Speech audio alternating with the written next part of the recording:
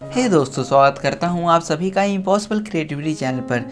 दोस्तों, आज का वीडियो के फ्लाइट कंट्रोलर सीरीज़ का चौथा वीडियो होने वाला है, जिसके अंदर हम अपने आगे की सेटिंग्स के बारे में बात करने वाले हैं। सो गाइस, आ चुके हैं हम अपने के फ्लाइट कंट्रोलर की स्क्रीन पर और हम बात करने वाले हैं अपने सेल्फ लेवल सेटिंग्स के बारे में। हालांकि मैंने सेल्फ लेवल सेटिंग से रिलेटेड एक बहुत ज़्यादा डिटेल्ड और प्रैक्टिकल एप्लीकेशन का वीडियो मैंने पहले ही डाल रखा था, जिसकी लिंक आपको वीडियो के डिस्क्रिप्शन में मिल जाएगी। आप वहाँ से चेकआउट कर सकते हैं और आपको वहाँ पे काफ़ी क्लियरली समझ में आ जाएंगी ये सारी सेटिंग्स। पर यहाँ पे मैं आपको ऊपरी बता देता हूँ। बेसिकली ये पी गेन और पी लिमिट उसी तरीके से है जैसे हमें पी आई एडिटर के अंदर मिलता है।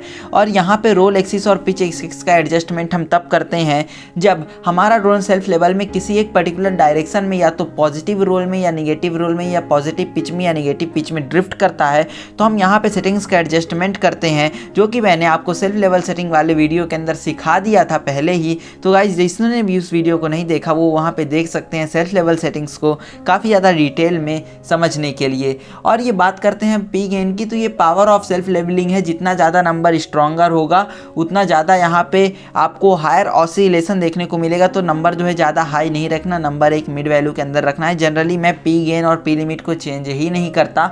और पी लिमिट बेसिकली हमारी मोटर्स का जो सेल्फ लेवलिंग का जो मैक्स पावर इस्तेमाल करने की लिमिट को एडजस्ट कर देता है। और यदि आप ट्रिम रोल का इस्तेमाल करते हैं तो आपको यहाँ पे एसीसी ट्रिम रोल, एसीसी का यहाँ पे मतलब है एक्सेलरोमीटर। तो यदि हमारा ड्रोन किसी एक पर्टिकुलर डायरेक्शन में ड्रिफ्ट कर रहा है तो आप यहाँ पे इन वैल्यूज़ को एसीसी ट्रिम लोअर और एसीसी ट्रिम पिच की वैल्यूज़ को निगेटिव या पॉजिटिव कर सकते हैं आपके डायरेक्शन के अनुसार। यहाँ पे जब भी हम यहाँ पे करते हैं चेंजेस सेल्फ लेवल के अंदर, तो हमें दोबारा से एसीसी कैलिब्रेशन करने की ज़रूरत पड़ती है। यदि आप कर लेते हैं तो ये काफ़ी ज़्यादा अच्छी चीज़ होती है, और यदि आप नहीं करते हैं तो उसमें भी ज़्यादा हमें कोई प्रॉब्लम नहीं देखने को मिलती है। अब हम बात करते हैं कैमरा स्टेबलाइजेशन सेटअप के बारे में। तो बेसिकली हमारा जो के फ्लाइट कंट्रोलर है वो हमारे 2 एक्सिस कैमरा को सपोर्ट करता है, एक जो रोल एक्सिस होता है और एक जो पिच एक्सिस होता है। तो मैंने आपको रोल एक्सिस और पिच एक्सिस के बारे में सीरीज़ की पहली वीडियो के अंदर ही बता दिया था।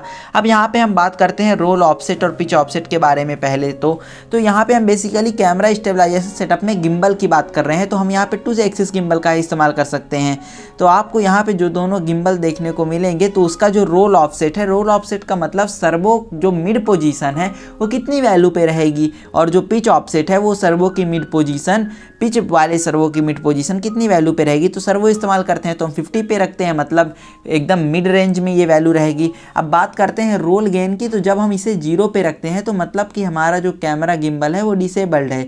जनरली जो इनकी मोटर माउंट की जाती है वो M7 और M8 पर माउंट की जाती है।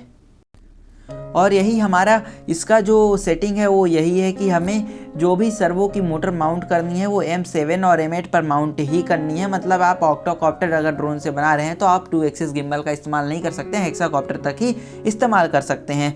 तो हमें जो बेसिकली इसकी वैल्यू रखनी होती है वो 500 से ऊपर ही रखनी होती है।